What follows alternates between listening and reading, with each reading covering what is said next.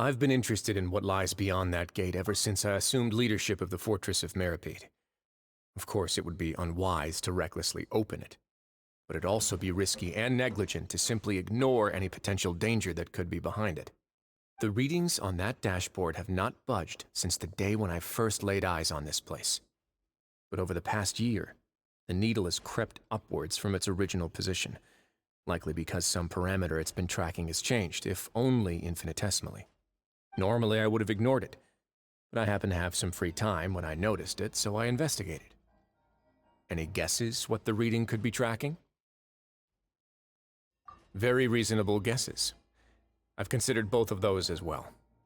Unfortunately, our dashboard is tracking something less ordinary. The temperature should vary with weather and climate changes, so for something that rarely shifts, the water pressure is more likely. We ran a few tests to increase the pressure from the outside, but the readings didn't change at all. Later on, a few more possibilities occurred to me, such as a potential connection with the primordial sea. I began to make a few preparations based on that hypothesis. Over the past few days, the needle has moved again. With that and the symptoms that Furina displayed after leaving the fortress, I can now confidently conclude that the readings represent the concentration of primordial seawater in the seawater nearby. The concentration of primordial seawater? But we're already under the sea! And that is precisely the problem. We're at the bottom of the sea, and now we're surrounded by toxic seawater. Somehow, primordial seawater got mixed in, and the concentration is steadily rising. Yes, that's very likely. But forget about the two of us! Not even Neuvilette knows where the primordial sea could be, much less where we could find and plug a leak. Oh. Oh! Seems like you've figured it out. I believe the primordial sea lies directly beneath this sluice gate. For some reason, the primordial seawater levels have risen significantly, and it's now very close to us. The indicators are now red. Although the gate still stands, some primordial seawater has already leaked out and mixed into the sea around us. If this continues, soon it will no longer be able to hold back the primordial sea at all.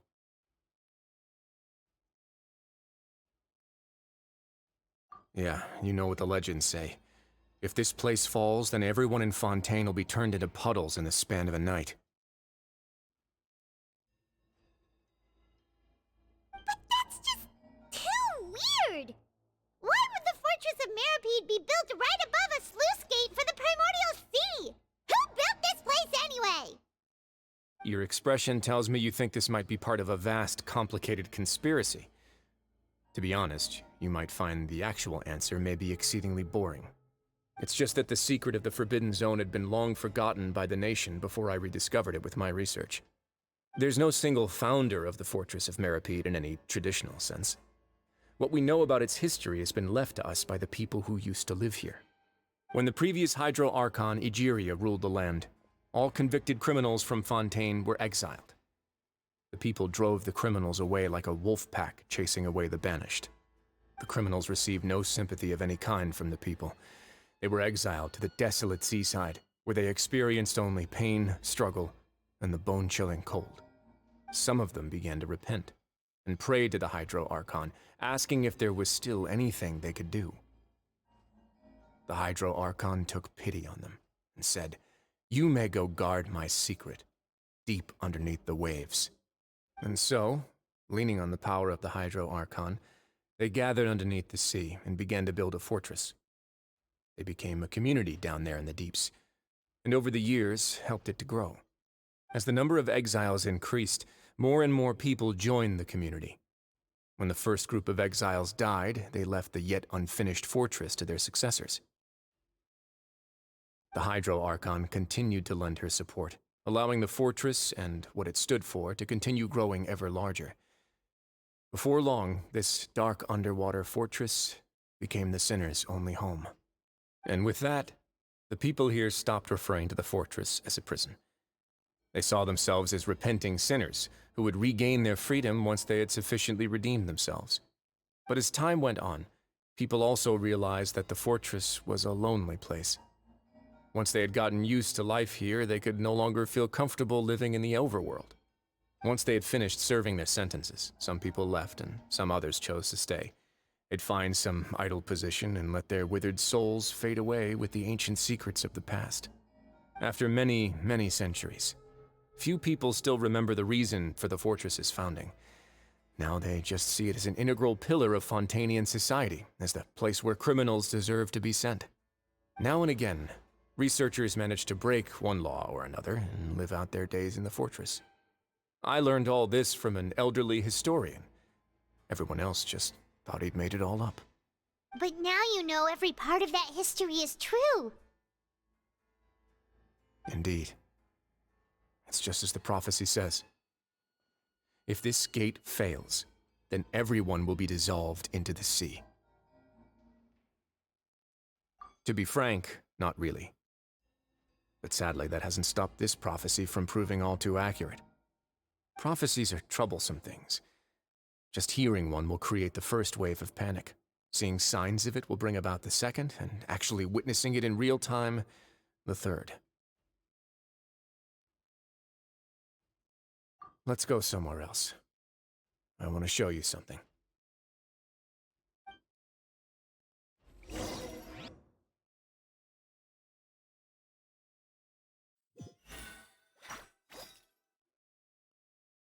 This is it. Your Grace, perfect timing. The results from our last round of experiments have... Wait, Jurier, he's not alone! Huh? Lorvine and Jurier? No need to panic, you two. I've already told them about our plan. What? After you warned us not to tell a single soul about any of this? I'm skeptical as well. Are you sure they are trustworthy? The results speak for themselves, don't they? These two may already know more than you could ever imagine. All right then, if Your Grace insists. They seem harmless enough, so I'll trust them for now. Well, how about some reintroductions? This is Jurier, one of the highest-ranked researchers from the Fontaine Research Institute. He used to work under Edwin. I trust that you've heard of Edwin? He's the one who blew the whole institute sky high. Everyone knew he was a bit crooked in the head, but you're not local, so I guess it's possible for you not to have heard of him. Edwin's main areas of research were archeum and gravimeters. As his assistant, Jurier is quite familiar with them as well. I hired him to be my technical consultant. You want to blow up the fortress of Meripede? Ah, what a lovely idea. I'm already imagining it in my head. Gotta admit, I'm tempted as well. Guys, focus! Focus! That taskmaster over there is Miss Lorvine, and is also one of my technical consultants. While Jurier used to be Edwin's assistant, she used to be Jurier's assistant. Ooh, are they together? See, everyone keeps asking this question. Are you too sure you're not a couple and just using your work as a convenient cover? Your Grace, I am not in a relationship with this man. If I dated her, I'd officially be madder than Edwin. Jeez, forget I said anything then. Follow me. Whoa, there's another door that goes right up. Your constant amazement makes it seem like the fortress can do anything. But Paimon really thinks everything's super cool.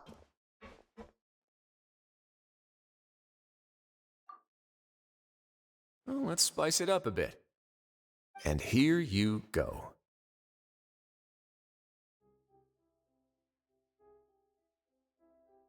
What a huge ship? This is also a production zone that Paimon's never seen before. What's going on? How much do you know about Fontainian history? Not much at all. Well, then maybe you haven't heard the story of ancient Lemuria. To give you a quick rundown, Fontaine used to be ruled by the Lemurian dynasty. According to legend, the Lemurian king Remus came to this land after being inspired by divine revelation and found the seer Sibila, who had taken on the form of a golden bee. Taking the golden bee with him and riding on a huge ship, the Fortuna, he created his nation above the surging waves. He called his nation Lemuria, and used the Fortuna to incessantly search for new tribes and islands, calling on them to join his empire. There's a ship in this story too? Where there's water, there'll be ships. People believe that hope can always be found at the end of a voyage. Do you believe that too? To a point, I think. As you've already seen, I have a whole factory's worth of labor, materials, and technology at my disposal. Certainly can't hurt to give it a try. So the moment I began to speculate that the Primordial Sea might lie underneath the gate, I also began this project.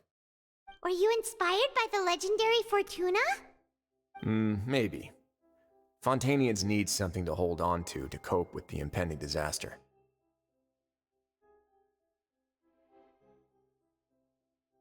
Were the workers to find out the truth behind this ship, riots would destroy the fortress faster than any catastrophe. As the fortress's administrator, I'd never make such a reckless call. Alright, that's enough talking for now. I'll need another 3 cups of tea to soothe my throat. Do you have any other questions? Seems like you're good. Come on, I'll take you back.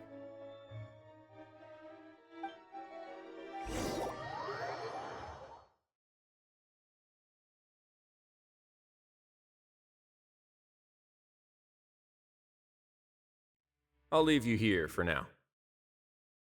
Oh, thank you so much. No worries.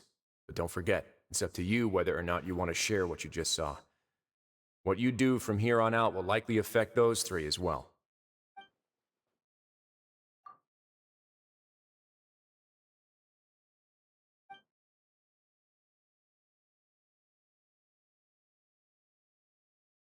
Yeah, we'll put a lot of thought into it for sure. Great. I look forward to what happens next.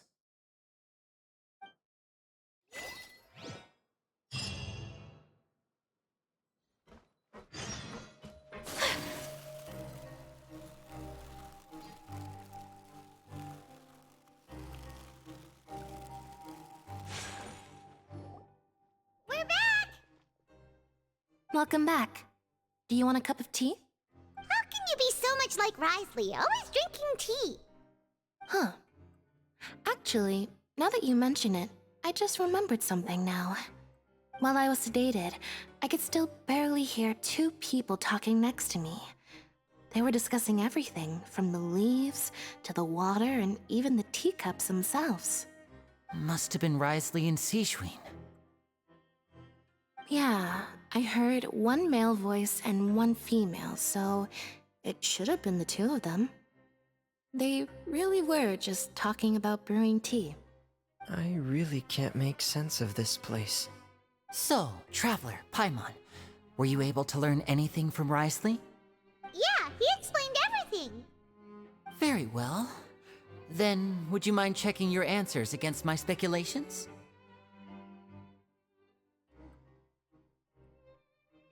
Yeah, I took the time to rest, so I'm feeling a lot more relaxed now. Nobody else is around, and Miss Seishween is also busy with something or other, so let's just talk here. All right, then I'll posit my theories. I asked myself 3 questions. Firstly, why was Fremine affected by the primordial seawater? It was because he dove into the sea.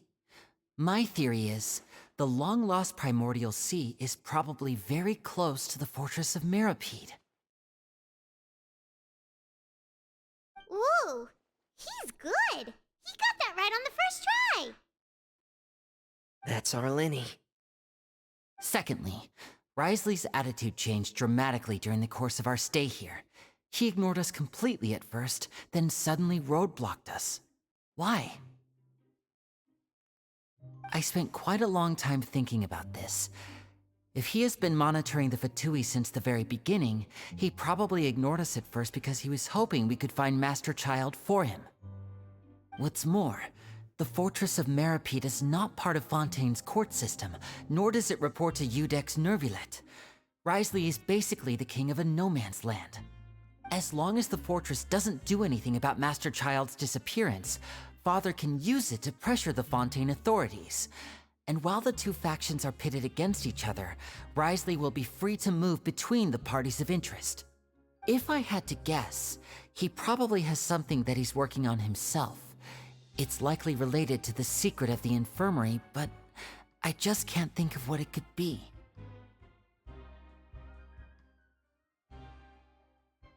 You're super smart! Thanks so much. Then finally, there's the last question. If Wriothesley does have a plan, what could it be? All I know for now is that his plan probably has something to do with the changing nature of the seawater. He's even gotten Cloran to help him out. That can't be the full extent of what he's doing. There's probably a secret passageway behind the block in the infirmary, and there's something big in the fortress that most people here never get to see. He has a bargaining chip, and it could be important enough for Father to deal with him directly. I don't have enough information, so I have no idea what his chip might be. But let me guess. You have the last piece of the puzzle.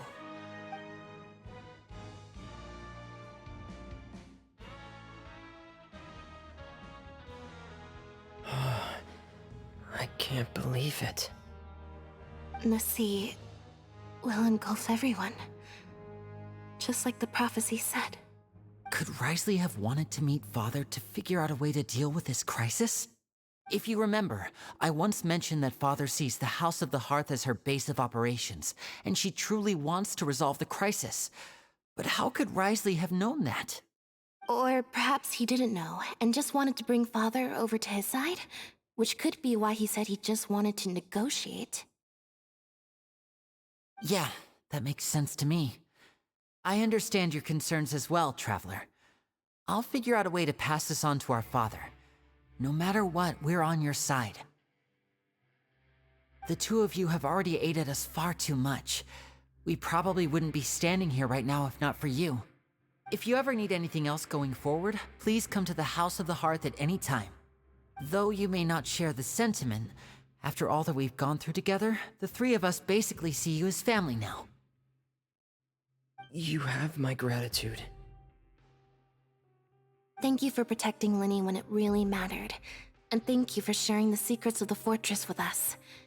We didn't think you were going to do it. Why are you being so formal all of a sudden?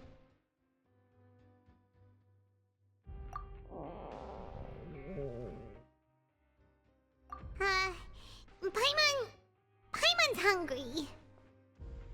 Oh, you've done so much already. Go get some food. Alright, then we'll catch you guys another time.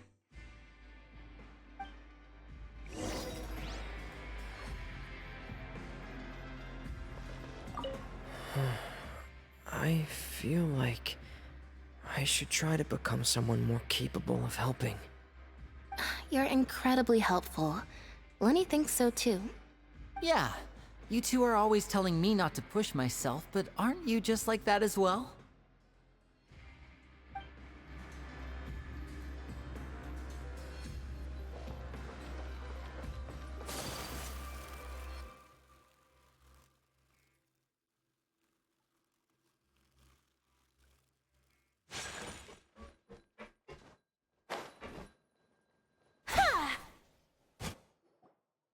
It's time for dinner. Welfare meals now being served in the coupon cafeteria. Come on, let's go pick up ours as well.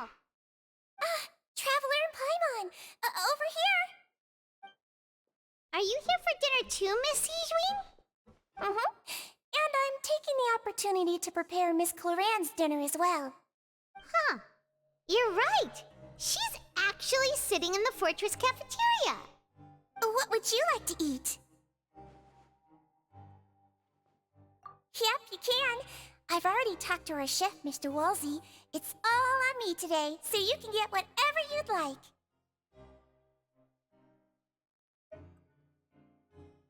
Me too! Don't forget Paimon! No problem. Just leave it to me.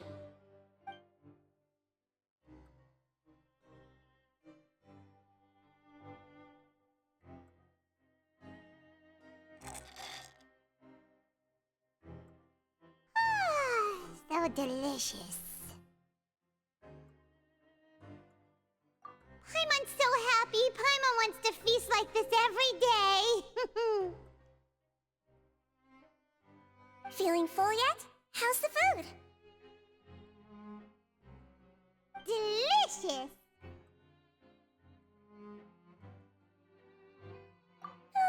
I'm so glad to see you all so happy. Oh, see, the expression on your face just now? The muscle here just moved, which suggests that you're feeling quite relaxed at the moment. Sigewinne, do you do this to help your patients or to better understand human beings? A bit of both, I suppose. I'm a Melazine, which means I'm very different from human beings.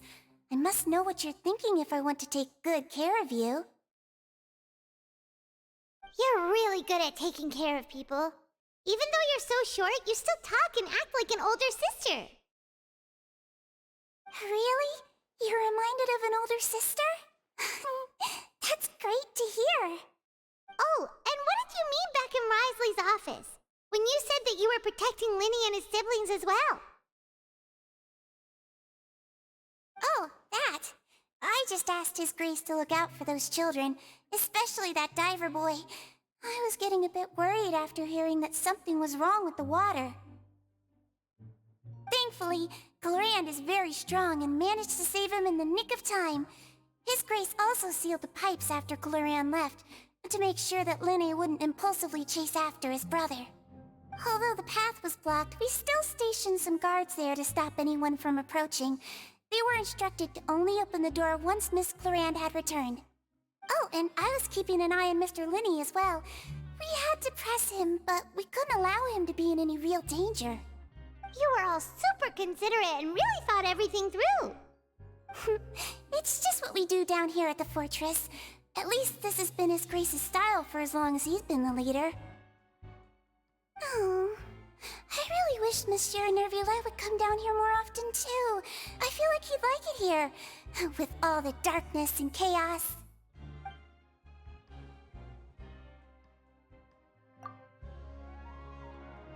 Get a good night's rest, you two. You both worked very hard.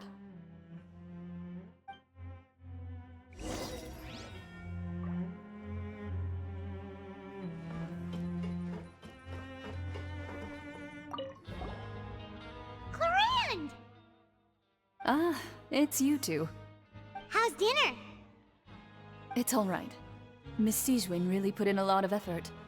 So we heard that Risley invited you to come down to help, and you saved Fremine too! You sure work super fast! Oh, it was child's play. Still, Paimon didn't know even champion duelists could take on side jobs. Oh, and why aren't you eating with Sigewinne and the Duke? Won't you get bored eating by yourself? Miss Sigewinne was with you, and the Duke has business of his own. Actually, didn't Navia say that you went out for dinner with her as well? Yeah. First time in a long time. First time in a long time? So you mean you've gone out to dinner with her in the past? In the past, yes. You seem to be enjoying yourselves here. Things will be getting messy at the fortress soon. Don't run around unnecessarily.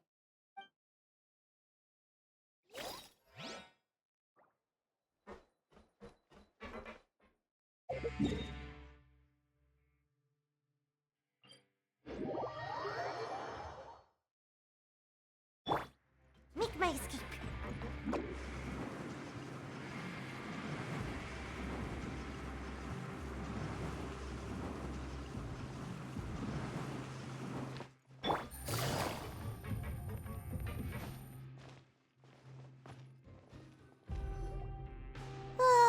So much has happened. Paimon just feels absolutely exhausted now that she's finally relaxed. Paimon's super sleepy. Are you sleepy too?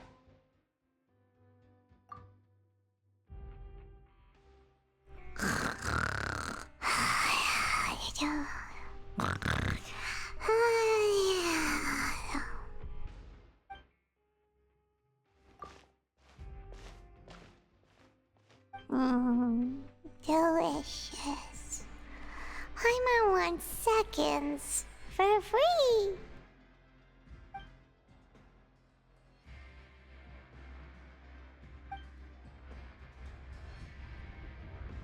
Out of my way! Get out of my way! What happened? Why is everyone running? No idea, but something must have happened. Stop asking! Who's yelling? Paimon still wants to sleep.